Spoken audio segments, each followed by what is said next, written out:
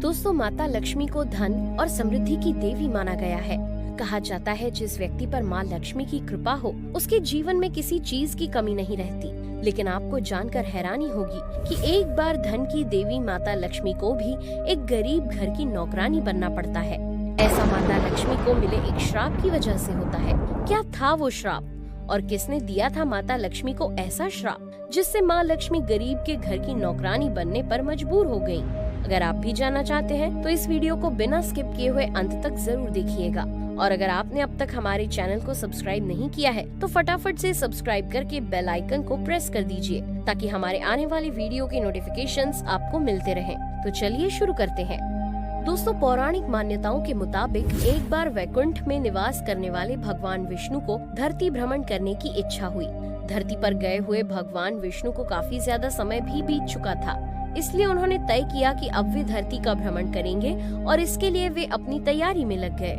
अगले दिन जब भगवान विष्णु अपनी पूरी तैयारी करके धरती भ्रमण करने के लिए जाने लगे, तब माता लक्ष्मी उनके पास गई और उनसे पूछा, प्रभु आप कहाँ जा रहे हैं? तब भगवान विष्णु ने माता लक्ष्मी से कहा, हे देवी, मैं पृथ्वी लोक के भ्रमण पर जा रहा हूँ। भगवान विष्णु के मुंह से पृथ्वी लोक भ्रमण की बात सुनकर माता लक्ष्मी ने भगवान विष्णु के साथ जाने की अपनी इच्छा जाहिर की। तब भगवान विष्णु थोड़ी देर सोचने के बाद देवी लक्ष्मी को अपने साथ ले जाने के लिए तैयार हो गए, लेकिन साथ में उन्होंने देवी लक्ष्मी के सामने एक शर्त रखी।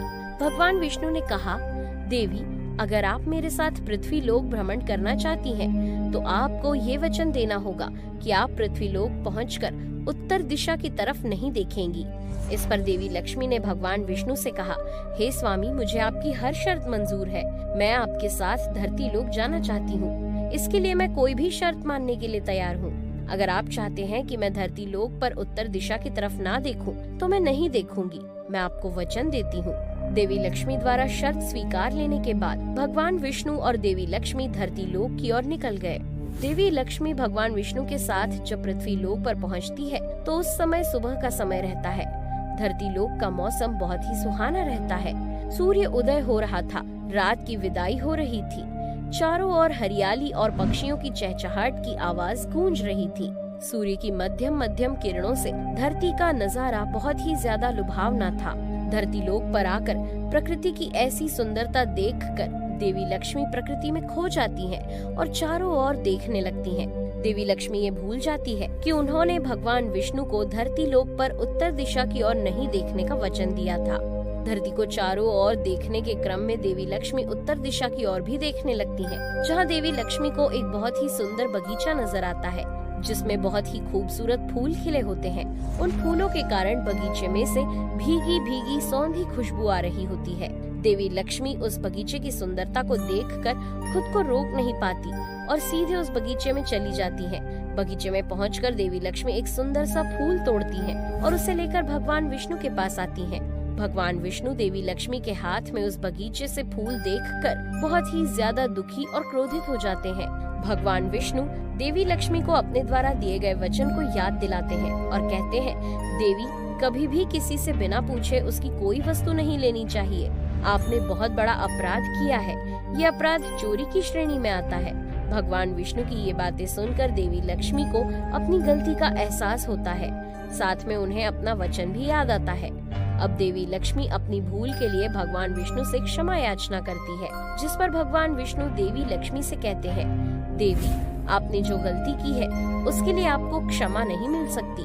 आपने पाप किया है, आपने अपना वचन तोड़ा है, इसलिए मैं आपको श्राप देता हूँ। जिस माली के बगीचे से आपने ये फूल बिना उसकी आज्ञा के तोड़ा है, उसके घर पर देवी आप अगले 3 वर्षों तक नौकरानी बनकर अपनी गलती का पश्चाताप करेंगी।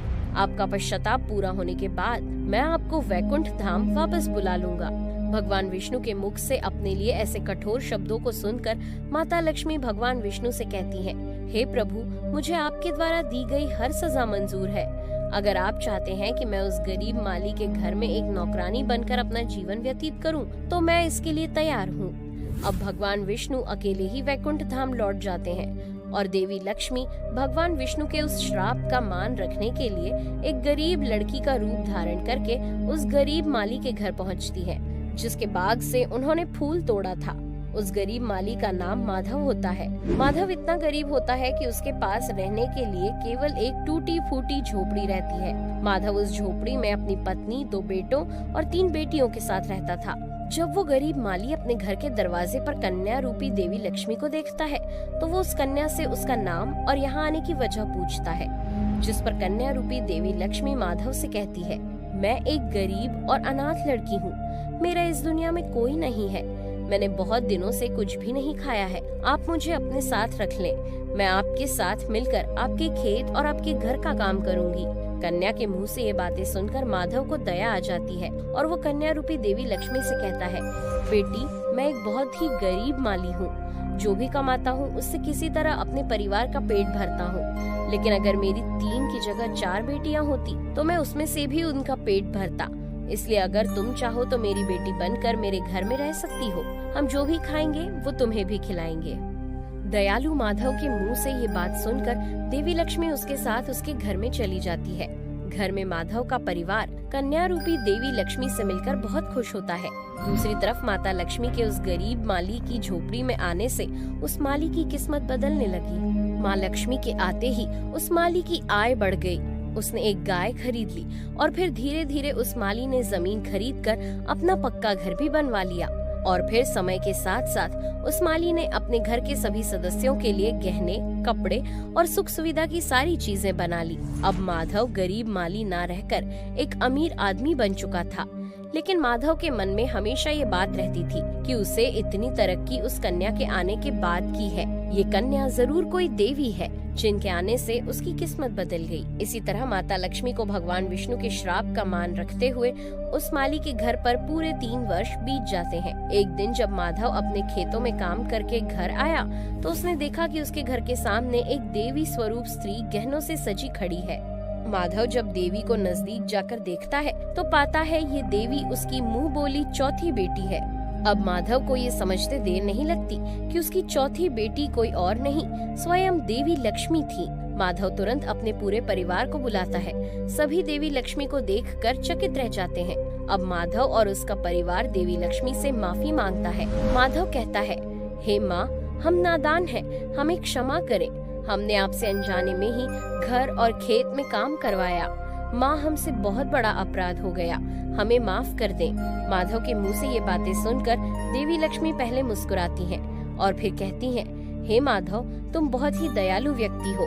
तुमने एक अनजान कन्या को मुसीबत में देखकर उसे अपनी बेटी बना लिया।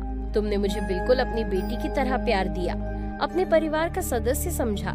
तुम्हारी इस नेक दिली को देखकर मैं तुम्हें वरदान देती हूँ कि तुम्हारे पास कभी भी खुशी और धन की कमी नहीं होगी। तुम्हें वे सारे सुख मिलेंगे जिसके तुम हकदार हो। देवी लक्ष्मी माधव को आशीर्वाद देने के बाद भगवान विष्णु के द्वारा भेजे गए रथ में बैठकर वैकुंठ धाम लौट जाती हैं। तो दोस्तों, इस तरह से भगवान विष्णु के श्राप की वजह से ही देवी लक्ष्मी एक गरीब के घर में नौकरानी बनी थी। इस वीडियो में फिलहाल इतना ही। आप हमारा ये वीडियो देश के किस शहर से देख रहे हैं, कमेंट में जरूर बताइएगा। उम्मीद है आपको आज का ये वीडियो पसंद आया होगा। अगर हाँ, तो इस वीडियो को लाइक करें। इस तरह के और भी सनातन धर्म की कहानियों को देखते रहने के लिए हमारे चैनल को सब्सक्राइब करके बेल आइकन को प्रेस कर लें। Thanks for watching.